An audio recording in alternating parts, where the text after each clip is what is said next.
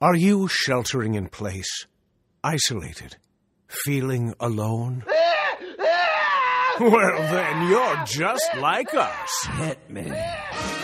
From Studio P in Sausalito, the home of the quarantined hit, it's time for...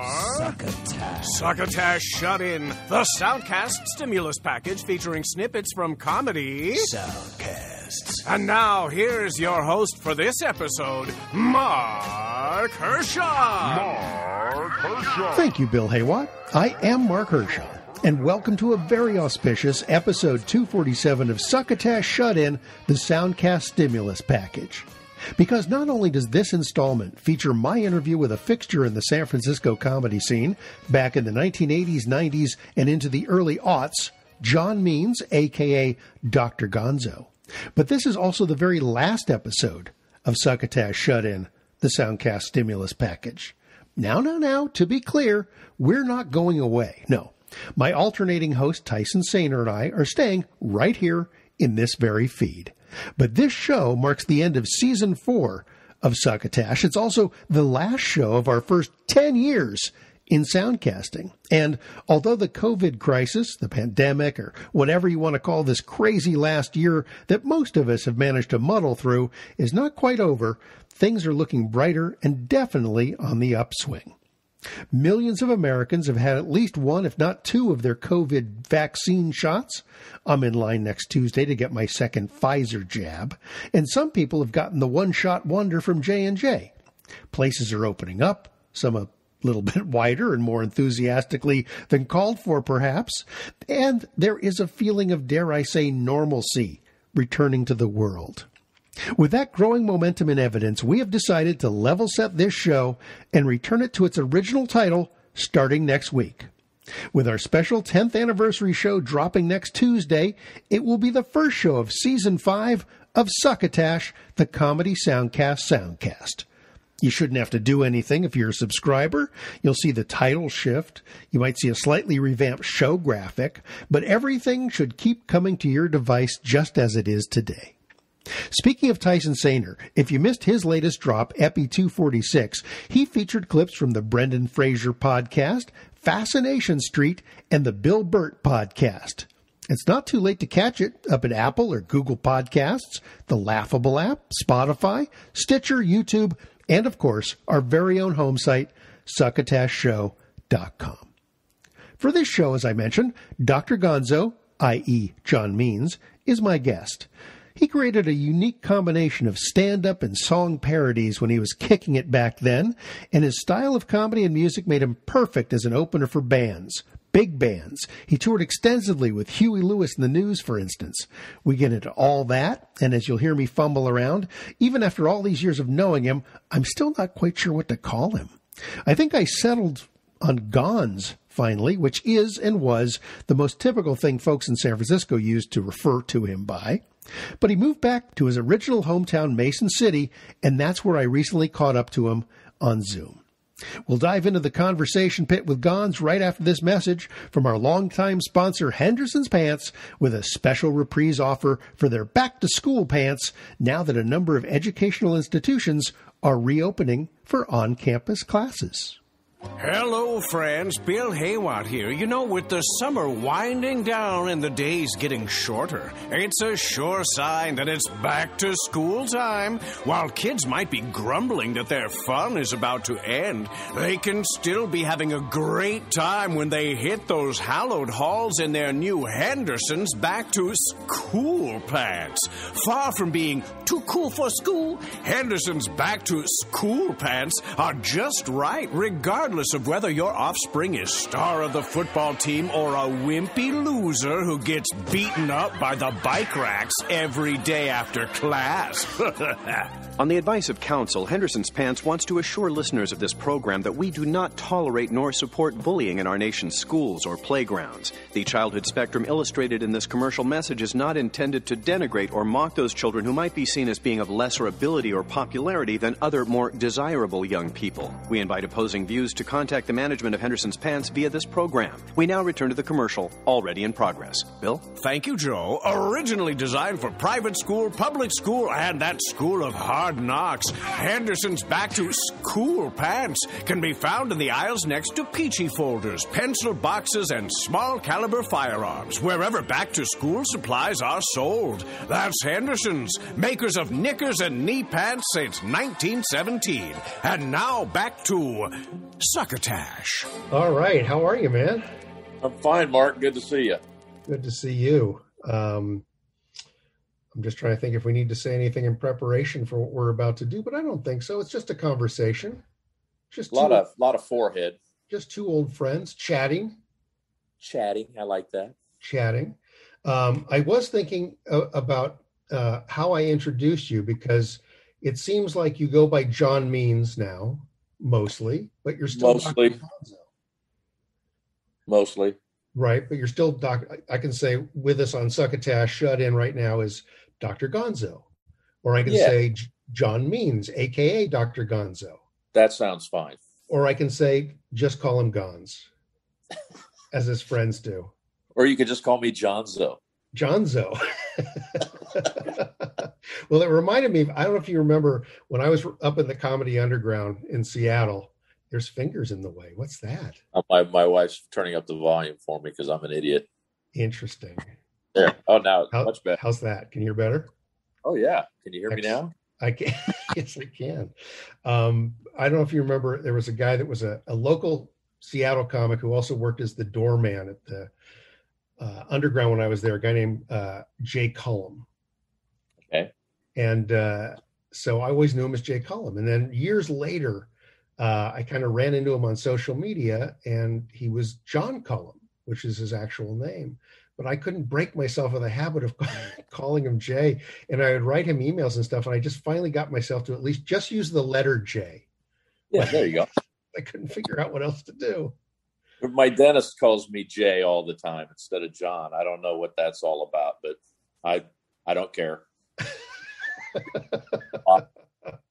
Just don't call you late for dinner. That's right. So for the sake of the listener of this show, the former doctor, well, the still doctor, I'm still caught in this thing, Johnzo, and I go way, way back. Oh, buddy. Way back. Yeah. I'm getting flashbacks thinking about it. Yeah. Hill Valley, you know? Yes. You've actually been in my life in weird little seminal moments. And I've always delighted in telling the story of, well, first of all, let me set the stage of who you are before we get into a conversation. So Johnzo, I first met him in San Francisco. He'd moved from where he is now, which is somewhere in the middle of the United States. Yes, flyover state. And where are you at? You're Mason City, Illinois. Illinois. I knew it was an I word. Well, we have a comedy club next door, and one of the comics just punched in Mason City to come here and ended up in Mason City, Iowa. So while he was there, he took pictures of Buddy Holly's crash site. Nice.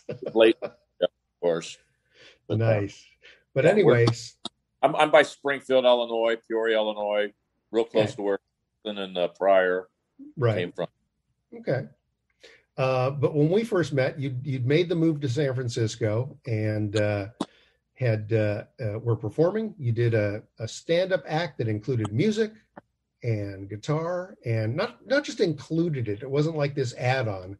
It was sort of part and parcel of the whole package, right? I mean, you had musical parody, you had some original stuff, and then you had just straight stand-up too. Yeah, it became it sort of morphed.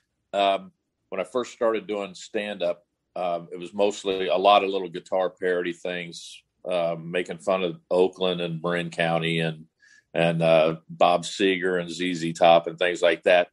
And when I quit my day job, I mean, we could get on stage open mic night like every night of the week because there was the Other Cafe and the Holy City Zoo and the boarding house. And there were just many places to get stage time. And suddenly some people were getting money, getting paid, and I got asked to do a private party, and they paid me, and I just couldn't believe we were getting paid for it. I mean, we were just doing it because it was fun, And then I started going to the music venues saying, hey, I'll open the show and save you some money instead of having another band. So I got in at the Stone and the Old Waldorf and the Kabuki and all these other places because, one, I was cost effective. Two, they could take a break after me and sell more drinks. Bill Graham, I stopped him at the Kabuki one time after I opened the sold out show. I go, I sell drinks for you, don't I? And he goes, you finally figured it out. You finally figured it. And, I get paid a couple $100 and you probably make $3,000 in drinks and merchandise and everything else. So yeah, I was a good person to add on to shows. And you were somewhat unique. I mean, there was sort of a niche or niche, as some people say, of sort of the comics that did music and had that facility, which made you extremely versatile to use as an opening act, because it was very entertaining. It was like getting a band. It was like a one-man band almost, right? And there was you, there was Billy J, there was Mark McCullum, Ray Hanna, Jazz Kaner, I guess Rick and Ruby, but they weren't really. They were one of the. Before I started doing comedy, I saw them open for Commander Cody out of Golden Gate Park. Okay. And that was quite an influence on me. Brian and Monica and Righteous Raul, baby. Yeah, I've done things with him over the years. Especially at Comedy Day, we always have fun. But it opened when I do open for a band. I'm much more music heavy. In the nightclubs, I'm much more stand-up heavy. Had a guy that booked me in Columbia, Missouri one time. He wanted to keep the show tight. He goes, just do 39 minutes, sprinkle the guitar. And like, cool. And by doing that, you keep people interested. It's that shiny object thing. And I kind of developed an act. By 1990, I had an act that I could kind of take anywhere that just plugged in. I just saw a video the other day from like 96 in Louisville. And then everybody gave me crap about how I pronounced it during the show, of course. The middle show on a Saturday, we were doing 3 shows, and the show was had all the nuances. It was bam, bam, bam, bam, bam. It's the show I'd worked over and over and over again. And it was kind of fun to watch it in its whole because it worked. And that's what people thought. But I got real stale by doing that. You know what I'm, as far as creative stale. Yeah. And once you have something that works, you just beat it to death. And then, then I kind of got bored, and that's when I went into teaching for a little while. So. Oh yeah. Well, we both know guys that have just sort of like gone on autopilot for years. Right. That's who I didn't want to mention, but absolutely so. But he was funny every time I saw him. Every time. And I just got done watching a special on Netflix before I jumped on the line with you, and it's Brian Regan's new special on the rocks on Netflix. And what it reminded me of is, you guys, your acts are nothing alike, but you just like, I cannot not watch Brian Regan. He makes me laugh every time I see him. Yep. Dana Carvey makes me laugh every time I see him. And you made me laugh every time I saw you. Because you always had this devilish twinkle in your eye when you were on stage, and it was kind of like you weren't a comic on autopilot. You were a comic that knew what was going on in the room, and you could react to it. And it was something about having that facility. This is the way I'm seeing it. This might not be right, but you had that facility to suddenly jump into a song because something happened or you saw something, and it wasn't like you had this set riveted down that you had to stick to. You were able to kind of pivot. Well, I was kind of more Grateful Dead-ish, in the 80s, as far as, I didn't know which way I was going to go most of the time. But, we were really good about policing ourselves as far as watching other comics and making sure nobody was stealing material. But what we got from other comics was how they approached comedy. And Marsha Warfield was one of my big influences with confidence. She could walk on stage and you knew immediately that this woman is in charge. and we're just going to go along for the ride. And so I kind of wanted some of that without feeling like I had this big attitude when I walked on. But I wanted to walk on stage and let them know that I know what I'm doing. And if you want to come along, jump on, you know. So, so when you say about that twinkle in the eye, I kind of, and then I always grinned every time they said, and now Dr. Gonzo, I still thought that cracked me up, you know, when they would say that, because I thought, okay, here I go being this other thing for a little while. Even though it's me, I got to pretend. It's a character. And it was playtime. And I'm not really a character. I'm just who I am, I think, when I do my show. So it's kind of weird. Yeah, but I don't think it's any stranger than anybody who, you know, Bobby Slayton is Bobby Slayton. But when they say, here's Bobby Slayton, he takes on the persona of Bobby Slayton, the comic you're going to watch for the next hour. Sure. And Bubs. Everybody. I think you're right. Whenever you're introduced, you kind of walk through there. There's a little porthole, I think, that you go through.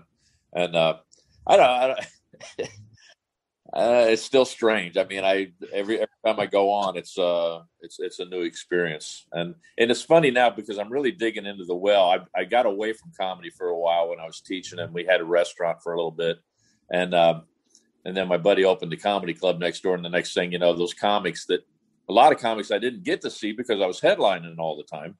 I got to meet a lot of guys that I'd seen their pictures on the wall in every club I'd worked, and we kind of knew each other from all the stories we'd heard about each other. And Emo Phillips was one that really tried to ring me. He goes, "You're a natural. Why don't you do this more often?" And he made me open one of his things one night. And he goes, I go, okay. So I agreed to do it. And then he goes, okay, but don't do this and don't do that. And I go, now you're giving me rules. You know, it's one thing to say, okay, I'll do it. Now you're telling me what I can and cannot do. So, I always, that always bothered me too. When I was on the road, somebody would always say, well, don't say the F word. And you go, well, why don't you just say, don't say the word "the" just before I walk on? It's not that I use it like that, but why don't you say, use good judgment? Yeah. You know, some comics you can trust and others you can't. That's why there's rules in comedy condos in a lot of places, because somebody screws it up for everybody else. So it's like, especially when you run into the promoters that don't understand the species they're working with. Yes. That if you tell somebody don't do that, well, half of them are going to just die to do that. They can't wait. Try to tell Jeremy Kramer not to do something. I wouldn't dare tell him that. Exactly, because all you're going to get is wall to wall. Whatever you don't want, that's what he's going to roll out for you. Sure. But he wasn't a real working comic on the road either. Not very often. Because of that, you know. I was recently recounting on somebody had mentioned him on Facebook, and I was recounting there was a week when I was running the Comedy Underground up there, and he was opening for A. Whitney Brown. Oh, there's another. Imagine those two together. So they're having breakfast across the street from the comedy condo at that Larry's Greenfront restaurant. And apparently there's a table of 4 cops sitting next to them. And Jeremy's like leaving the restaurant, and he accidentally brushes up against this big tray full of silverware that just come out of the dishwasher, and it goes all over the floor right next to these guys. And rather than just kind of apologize and stuff, he gets in their face about it like it's somehow their fault. Well, of course. I don't see any of this, but what I do see, because I'm still at the condo, is Whitney running in asking for a phone book. I go, what do you need a phone? We got to call a lawyer. They just arrested Jeremy. We got to bail him out. Oh. No. So we did get him out. We did get him out before showtime, which was good. Kevin Meaney was another one in public that you just go, oh my God, we're going to get in trouble.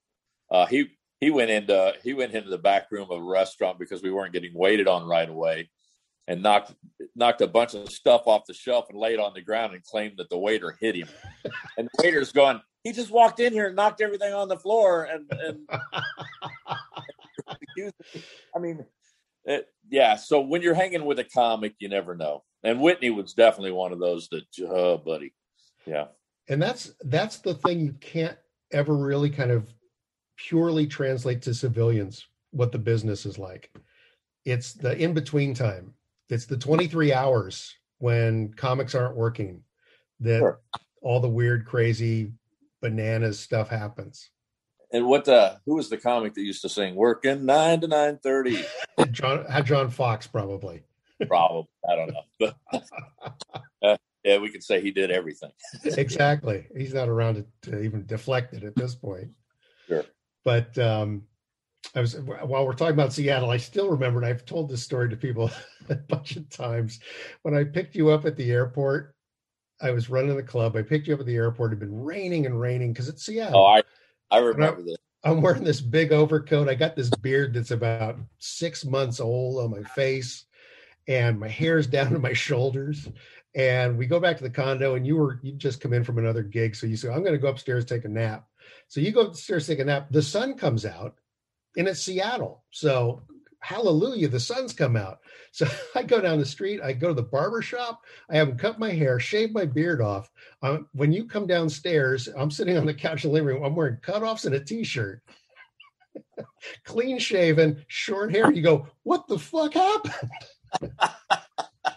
Yeah, you kind of blew my mind. You had to pick me up. What are you doing in my condo? Oh man, that was hilarious. But Miles Kehoe, who used yeah. to be Doug Kehoe, he just moved to Southwest Missouri, Oh, and yeah. I went, and we just because he can be close to his grandkids, and he worked the club, or he ran it for a while in Seattle and Reno and all these other places. Great stories, but I went down to help him get all moved in, and we talked a lot about you and the place, and just Swanee. Oh man, Bill Everson. Come on, go back to condo. So for those of you who don't know, the Comedy Underground was downstairs underneath Swanee's, a sports bar in Seattle, run by this guy, Jim Swanson, who was like a minor league ball player in the Mariners system.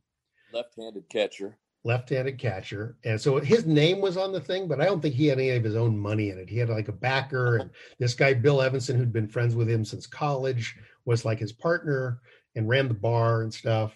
And these guys were total characters. And between this, I mean, this could have been its own sitcom, right? With the sports bar upstairs and the comedy club downstairs. It was just nuts. Well, and you had all the celebrity athletes upstairs, because the Kingdome was right there. I met Mattingly. I thought he was the bartender. I grabbed him from behind. I came upstairs through that back steps, Yeah. And Robert, this other guy, I grabbed him. I go, hey, get me a beer. And he turns around and goes, I'm Don Mattingly. I go, give me a beer, man. But we be buddies. He got on the injured. He pulled a muscle or something. He hung out all weekend. So you never knew what was going to happen. It was definitely a lot of fun there. Oh, yeah, absolutely. But back in the San Francisco scene, in fact, when you mentioned Kehoe, I remember because I heard, I'm going to plug this other podcast because if people want to hear sort of more about your early years, because we'll have like a half hour or so for this chat, but I'm going to talk about the podcast I just reviewed last week, which was the First Laugh podcast. Yes. And you spent 2 hours with these guys, which God love you. Right. What's that? You have to take a pee break. But they really got into kind of like how you got started, and they're from there, so they really kind of had a lot of fun kind of getting. And your dad gave birth or he delivered the guy who was interviewing you. That blew. I didn't know that, but my dad delivered thousands of babies. Sure. He was doc from Gunsmoke here in the Mason City area, and did surgeries and things like that. But he touched a lot of people. He was the first person to touch a lot of people. But when you mentioned Kehoe, because one of the things you mentioned in that interview was towards the end, you were talking about the Three Still Standing documentary. Oh, yes. Which I'm in. Well, of course they interviewed me a bit. And I drove Dana Carvey and Bubbles up to this gig up in Oregon, and we had GoPro cameras rigged up in the car, which we used in the doc. And Kehoe shows up for the show. Yeah. Grant's it was what? Well, the show is in I want to say Eugene, but it wasn't Eugene. It was just Ashland, whatever the town is. But yeah. Where they have the Shakespeare Festival. Yeah. So Kehoe shows up, and I mean, he is still a walking encyclopedia of the early days of comedy. And one of the things you'd mentioned to these guys with the idea of policing acts, and Keo was the cop number one. Oh, I yeah. mean, he would step on anyone who dared to do someone else's line. Yep. If he knew about it, you could not get away with it. And I remember when he took over, when he started the Seattle club, because I took over after him, there was a comic up there who I won't mention, but he was a big sensation in Seattle. It turns out he'd gone to Los Angeles and come back with a pocket full of bits. Sure. And people are going, oh, he's great. He's so funny. And I'm watching him going, what are you talking about? And he goes, yeah, he's not actually allowed to go on stage during a regular show. Doug grew up with policemen and firemen out in the Sunset District. So he knew all about policing. Yes. I took him home many a nights. Yeah. He's been so quite a while. He's doing great. I'm so happy for him. We're all into grandkids now, which is great. You know, I never thought we'd be at this stage, but that seems to be the most important thing that we all have in common these days is putting stuff in those little kids' heads. You know? Yes, exactly. A lot of fun. Exactly. So let me ask you this. So you come to San Francisco. It's like 79, 78, 79, somewhere around there. And, you know, a lot of comics were drawn by the gravitational pull of San Francisco. I mean, there's a lot of native San Franciscan comics, Bob Sarlott, Robin Williams, not native really, but I mean, certainly his formative years in the Bay Area. But you're an outsider from the middle of the country coming to, like, you know, the hippie town USA. What is that sensibility like when you sort of enter this very rarefied atmosphere of what was happening in early San Francisco comedy? Well, it wasn't comedy that drew me out there. I moved from Mason City, which is about 2,000 people, to Lincoln, Illinois, where I went to junior college, which was about 10,000. Then I went to Des Moines, Iowa, which was about 100,000, to Drake University. But at that time I was doing theater and had a band. So I was getting to be a big fish in little ponds, you know, as I was going. And I grew up on the Jefferson Airplane, Grateful Dead, you know, Quicksilver Messenger Service. You know, I mean, I knew about the music scene here. So when I came out to produce a play that a friend of mine had written, hoping to get involved more in the music scene too. And then the boarding house was just 2 blocks away from me on Bush Street, old boarding house. Allen's Alley, Dave what was his name? Anyway, I don't remember that. I started playing silly songs and stuff like that to open for open mic nights because it was right there and gave me something to do. And I was working at Uncle Vito's Pizza on Bush Street, and so I got moved to days so I could go out at night. And then the next thing you know, the comedy scene just it was just Jane Dornacher was hanging out there, Pritchard, Slayton, Steve Pearl. Steve and I got good buddies. We were living Jack Marion. Oh, Jack Marion around then. Oh God, there Gigi and her womb broom. I mean, there were some actors, Len Pardo. I mean, there were a lot of different people, but Bobby's the one that said, if you want to do another open mic, is the Holy City Zoo. And I thought he meant a music open mic. So it's sort of a fluke that I went to the Holy City Zoo, signed up on a Tuesday, and I signed up as Dr. Gonzo because my band was Dr. Gonzo's Bonzo band back in Des Moines. So I put Dr. Gonzo down, went across the street, started drinking, came back across the street, and the person who was on the list ahead of me was doing stand-up. And I'm like, what's going on? Well, it's a comedy club. So I was buzzed, and it took me forever to get my guitar out of the case after Tony DePaul. My first introduction was, he's not funny, but he's got cancer. Let's hear it for him. And I got some laughs, and they invited me back. And then I sucked the next time, big time. So it was one of those, I don't know what happened, but once you got that first laugh, I thought, hey, this is different. So, well, you know, that happens so often because you don't know what to expect. And a lot of comics experience that because, you know, having run the comedy club and booked those comedy clubs in the Bay Area, I've seen it so many times where, especially during like the auditions for the comedy competition, people come in, they've never really done it before. They get those first few laughs and they go, hey, this is really working. And then I always say it takes 3 years before they figured out what they did that first night. Oh yeah, it takes a long time. I just went home and started writing, and because I just grew up playing the guitar since I was 8, and I was with Pearl the night that, I ran into Pearl the night that John Lennon died. I was at the country store in Sunnyvale, which became Rooster T. Feathers. Yeah. Tony Monica's club that his mom pretty much ran. The Dragon Lady. But it was on a Monday night, and we were just watching the Monday Night Football, and John Lennon was killed, and then they go, all right, now it's 9:00, time for comedy.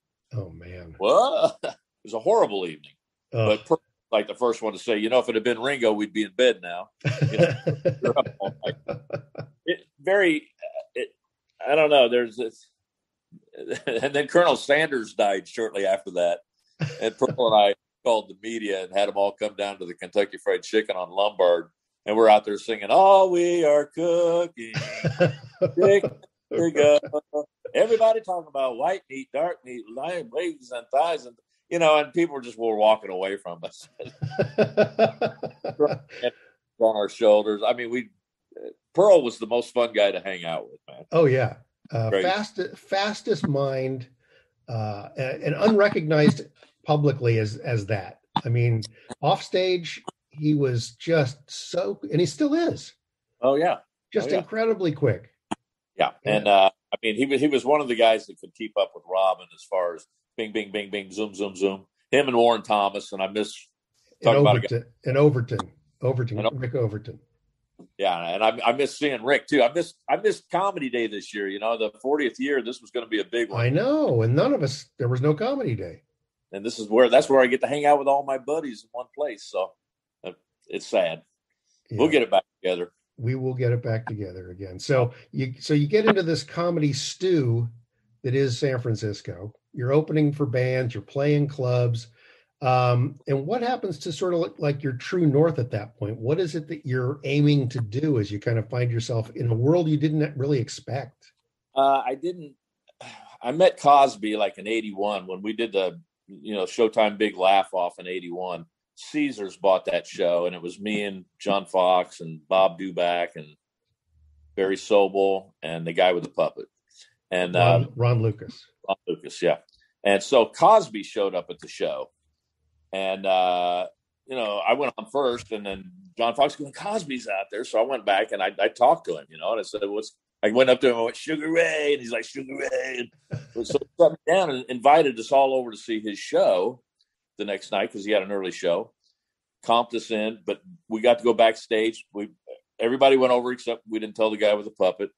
And because we're still bitter that the puppet beat us. Yeah, the puppet won. Ron Lucas won. But he critiqued us, and he said, be true to comedy. If you're going to be a comic first. And if other things happen, that's fine. But don't use it as a springboard because you remember Star Search years ago? Absolutely. Ed McMahon. All these actor guys, could do like 2 minutes, and just to get exposure.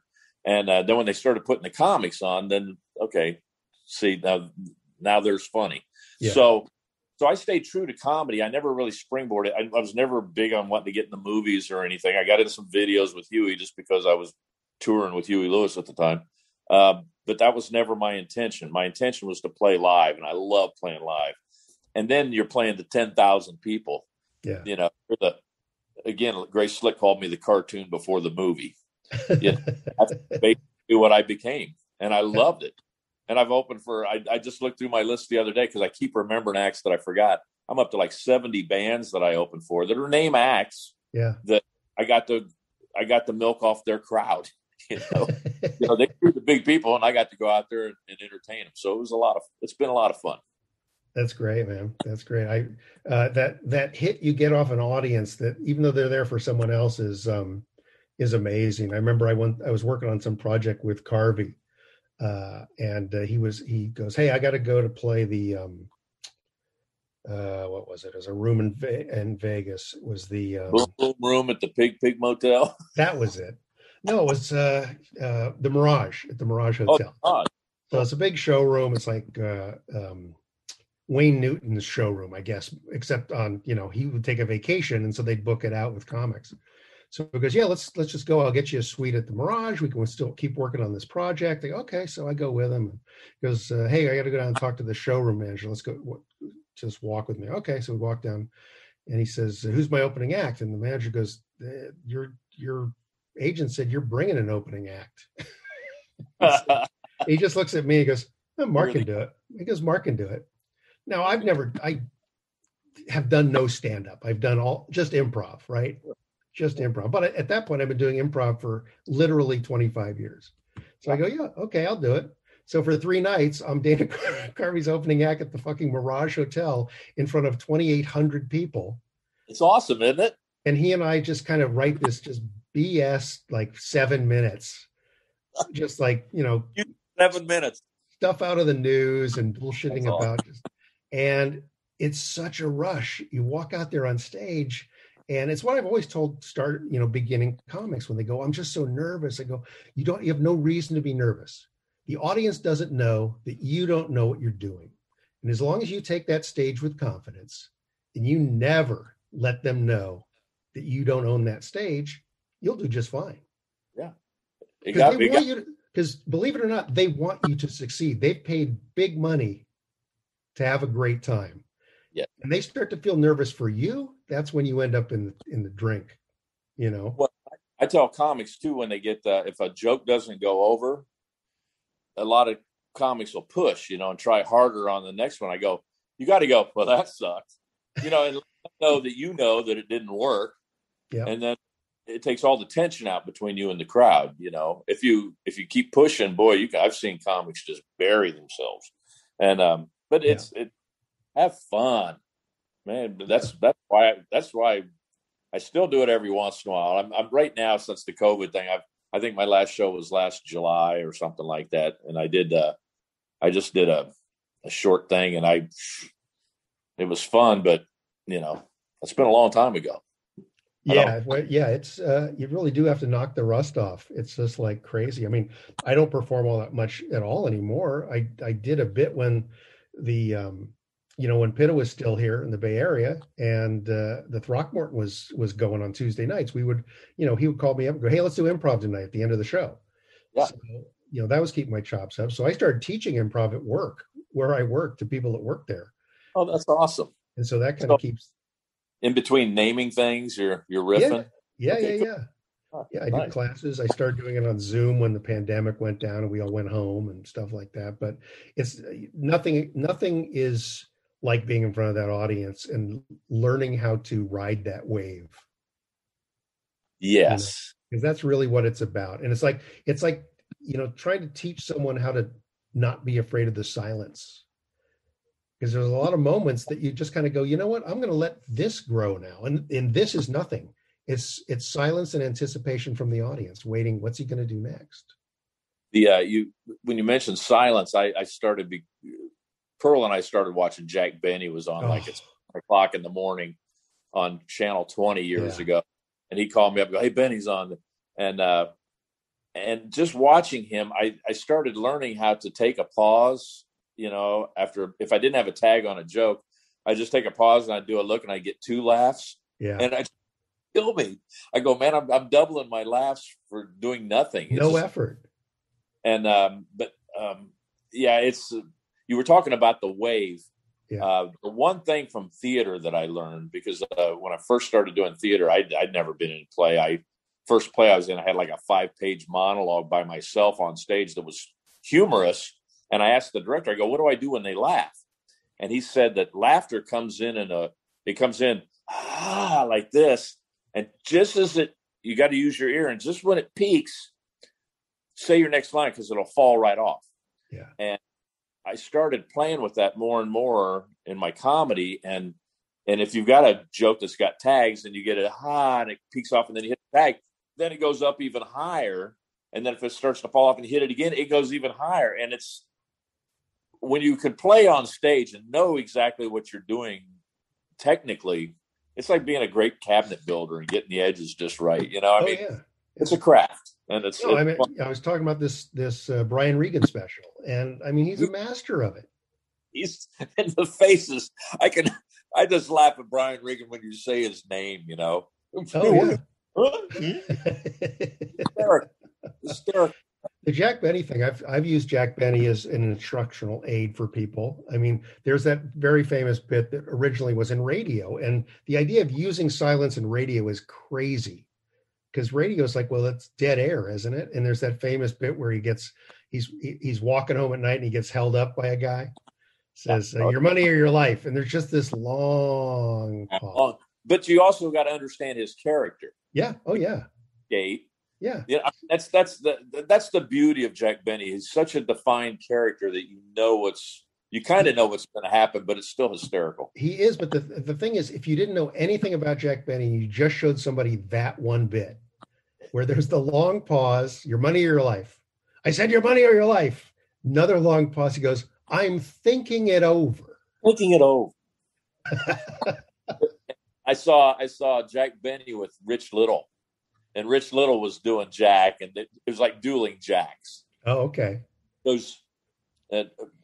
Rich said something, and Jack goes, "You're doing it wrong." He goes, "What?" He goes, "It's three fingers, not, instead of doing this." Oh, funny. Like this, which is three's funnier. To him, it was a magic formula, right? That worked for that character. That was Tony DePaul's comedy, He goes, I went to Kentucky Fried Chicken, got the 3-piece meal. I got a head, a wing, and a foot. I swear to God, meat on the hoof. Everything, Gonzo. And then you can say Jack if they're laughing. So, Tony, don't explain comedy to me, please. But it's fun. I mean, the whole when you think of all the characters that we've been around in whole thing, it mind boggles you that we've had contact with just craziest people in the world, and I wouldn't trade it for anything. No, it's just, it's so funny because people ask me now, because I'll tell them these stories and stuff, and they go at work and they go, why are you here? Yeah. They go, wait a minute, you've written these movies for the Hallmark Channel and you work with Dana Carvey. Why are you here? I paint houses. I've been painting, and I love it. This is the first time I've worked in something concrete where I can actually look at what I've done. Interesting. I've seen some of your art. It's really nice. Oh, well, thanks. Well, the art's fun. The art I just kind of do for my own fun, but I'll paint a room for somebody or the inside of a house, and I love it because it's it's concrete. I can look at it, I can touch it. It's something that's different. Johnny Steele in Three Still Standing talked about the vapor. When you go on stage and you do this thing and it's like it just disappeared. When you're done, it's like, what did I do? Yeah. If you tape it or have something to look at, you have no idea. You just walk away from it. Yeah, wow. Improv's even worse because as a stand-up, you at least have your lines and your bits and your stuff. Okay. Improv, to me, I literally finish a show and I go, I don't remember what we just did. Unless it's Deb and Mike. Except for Deb and Mike, yeah. Your money, yeah. Just give me the money. I remember on Sunday nights they used to do the Comedy Underground at the Punchline. Yeah, and they'd have a guest comedian. Yeah, no, it was Monday nights. They gave us Monday nights, and our rule of thumb was the name of the group was the Comedy Underground, and our rule of thumb was if there were less people in the audience than there were letters in the name of the group, we would not go on. But yeah, we did like an SNL kind of format, right? So we had a guest comic, and you did that a lot. And then so you guys would open the show, and then we would throw you into doing improv with us. And we tried not to. It's so hard when you're a comic not to say the punchline. Mm-hmm. And you guys hated it when you'd say a punchline because you just kill a scene, and thanks. Try to build on it a little bit. Billy Lucas one night kept doing all this ice skating stuff. I couldn't figure out what was going on. And then on the side of the stage, he goes, who's the skater gal that's short and sassy? Oh. What was her name? Dorothy Hamill. Yes. She was out there sitting in the front row. I didn't notice her, but I go, oh, you're playing to one person in the crowd all night. That's hilarious. Billy was fantastic. Oh, Billy was. My Philippines, oh, how I love my Philippines. Oh, he was so funny. I remember he got a little bitter at one point. He goes, Mr. Williams, can I have my act back, please? I had my act. I don't blame you. It was great times. Great times. Yep, absolutely. So, you talked about the painting, and what other sort of things kind of light up your life these days that make you go, I'm glad I moved back home. I'm glad I'm with these people I've known my whole life. And what is it about that sort of like is satisfying? It's just kind of comforting to be back in a place where it took them a few years to get used to me coming back when I came back. Oh, it's that guy. The guy that couldn't wait to leave is back. He's back. Back. And but I was still traveling quite a bit and doing shows. And then I was taking some of my friends to some shows here and there. And then when my friend opened the comedy club next door, it was kind of fun because they got to come see me and go, oh, okay, I guess you're a seasoned veteran now. But I love to say, hey, you got to come see this guy, or you got to see this guy. Peoria, Springfield, like Pollock's been around, Schneider, they've come out, and it's just kind of neat that my friends get to go, oh, you do know these people. That's great. Not full of shit. The whole, when I first told them that I was touring with Grace Slick and stuff, they're like, yeah, right. And I've humbled myself, but I've gotten involved in my community too. I've painted buildings downtown. I've kind of planted some trees. I'm trying to keep a small town alive, which is almost impossible these days because just box stores in the big cities, you can go to Lowe's and Menards and Home Depot and stuff, and no clothing stores. Walmarts are right 15 minutes away. So it really hurts the small towns. But my brother's got a wood shop in town, so he can build me things that I need as I'm working on buildings. But I've refabbed about 7 buildings in town, and lost money on all of them. but they're still standing. So how has Mason City weathered the pandemic? They've kind of done all right. I mean, we've got a nursing home here, and we had a few deaths around here. We lost a kid that, well, I call him a kid. He's just a few years younger than me, but he was a track guy at the school, and really influenced a million kids, getting them to believe in themselves and stuff. And he died from the COVID, and it was really sad. And it's just been different. I'm kind of hoping everything's going to kind of turn back to normal here. Things are slowly coming back around. We got a little movie theater in town. What they've been doing during the pandemic is just $100. You can have the theater for the night. We'll show you whatever you want, because they've got set up where they can put a DVD in or whatever. Oh, okay. So they place out for the evening. And but they basically show second run movies. I'll tell them to get your movie from the Hallmark Channel. Big opening down here. There you go. Yeah, I think everybody's going to be okay. The thing is fans all here, and that's what means the most. Otherwise, I'd be out of Illinois. The taxes are high. Everything. State kind of. It's a lot of people are fleeing to like Tennessee from here. Yeah. I got a friend on a trip down south. He says Mississippi and Alabama are booming right now as far as building. And low taxes, and I don't know. How far out of Chicago are you? I'm about 3 hours south of Chicago and about 2 hours north of St. Louis. I got to go. I got my nephew to St. Louis to fly out to Washington tomorrow to see his mom. So, yeah, just a lot of, but it's flat. It's not like, it's not like over mountains and, not a ton of traffic. So last thing I want to ask you about is you kind of look at what the comedy scene is. It went through a pretty rough patch going through the 90s and the early aughts, and it's morphed into something else than it'll never go back to what it was. And it became this sort of learning by watching people's YouTube videos sort of thing, and getting famous by being on YouTube. Comics were, getting known that way. So as you look at the comedy scene now, what sort of observations do you have? Well, I've been watching the guys do the open mics next door. My buddy Chris Spire, he's from Dayton, Ohio. I met him in about 1990 or 91, and he saw what we were doing with the restaurants, opened the club up, and over the years, he's been there for 15 years, I think, now next door, and he's developed a nice stable of local comics, and some of them are way out there, and other guys are really. It's interesting to see some of that have really worked hard at it are really coming around now. And some of them are driving like from Alton, which is almost down by St. Louis, for an open mic, to do 10 minutes. It's amazing. Wow. Well, there's just no place, and then there's this kid, Zach Boblet, It's just every time I see him, he's just funnier and funnier, and he's fat and slobby and just, and self-deprecating. But man, he's taken it into places that I would have never dreamed of. So there's comics that are really doing things that are new and original and different. And so I cheerlead those guys. And then there's other guys that are trying to work the crowd. I go, man, get an act. Yeah. You just because Bob Zaney can work a crowd, he's been doing it for years. You can't, you haven't.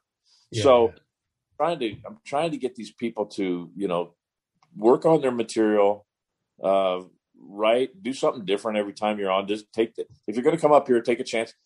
Like Bubbles said, or like Pritchard said to Bubbles in that thing, he goes, if you bombed in front of 8 people at the Holy City Zoo, it ain't the end of your career. But worried about everything all the time. That and the end of the world. And it's over. And hey, buddy. Elbow. I'll meet him for lunch once in a while, and he will put down newspaper on the seat he's going to sit on because he's a big germaphobe. I go, but what about the newspaper? What about if you think the seat in the restaurant has germs on it? What about the newspaper? Where'd that come from? Just keep scaring him. Just keep putting things in his head. Exactly. But I miss hanging with you guys. You know that. It's such a pleasure to see you when we hosted the comedy competition. Yeah. And then I pulled out my BlackBerry and you said you named it. that old, huh? Still using my wife's phone I'm talking on. So I like simple. Yeah. I've been simplifying things, and I really like the easier the better. And all the comedy I do now, I've dealt with my growing up here because I'm reminded of it every day. Yeah. Telling stories that people around here just eat that stuff up. And whether it plays in Des Moines, I don't know. I don't care. Doesn't have to. What plays it? I know what to play in when I go there. I've got that app I told you about. I can always watch that and mimic it. So that's a good point. Hey, Gonzo, it's been great talking to you, man. Mark, it was a pleasure, man. Thanks for having me on, and let me know when we get broadcast here. Absolutely. Be on in a few weeks. I'll definitely hit you up when it's coming out. Thanks, buddy. Have a great night, and I'll talk to you along the way. Oh, we will. We shall chat. Thanks, buddy. Chum. Take care. Bye. Bye. That was great catching up with Gonz. Thanks so much for the time, John. And thank you, listener, for your time listening to us. We spent this last year doing what we could to promote comedy soundcasts, both specifically and in general. And hopefully we were able to help boost sagging listenership of soundcasts that had fallen off because people aren't commuting to work, they haven't been working out in gyms, they haven't been driving great distances, but all of that is changing. And now it's time to take down the Succotash Shut-In sign. As of this episode, we are no longer the Soundcast Stimulus Package. When you next hear this show, we have an intimate yet fun conversation with me, Tyson Saner, our producer Joe Polino, and our booth announcer Bill Haywatt to help celebrate our 10-year anniversary of this show and kick off our 5th season. We have a number of friends that are either calling into our Succotash hotline to wish us a happy 10-year anniversary. They can also upload those greetings to us at hightail.com/u/succotash. A number of folks are doing that. Feel free to if you'd like as well, and we'll make sure it's in that episode next week. Until then, please continue to socially distance, wear a mask, wash your hands, and if anyone asks if you've heard anything good lately, please do us a favor and pass the succotash. Bill? You've been listening to Succotash Shut-In, the Soundcast Stimulus Package, with your host, Marc Hershon. Brought to you by Henderson's Pants and... Imagine your company's name right here. Find us on the web at succotashshow.com, on iTunes, on Stitcher, on iHeartRadio, on YouTube, on SoundCloud, on the Laughable app, and tattooed on your mother's rear end. You can hear us streaming and like us on Facebook. Follow us on Twitter at Succotash Show. Email us at tyson@succotashshow.com or call into the Succotash Succotash Skype line at our toll call number 818-921-7212. That number again is 818-921-7212. You can also upload clips from your favorite comedy soundcast directly to us using our direct upload link at hightail.com/u/Succotash. Production of Succotash is overseen by Joe Paulino through the auspices of Studio P. Sausalito, the home of the hit. Our hosts are Marc Hershon and Tyson Saner. Our musical director is Scott Carvey. Our booth assistant is still Kenny Durgis. And until next time, I'm your loyal booth announcer, Bill Haywatt, reminding you to please wash your hands and pass the Succotash. Goodbye.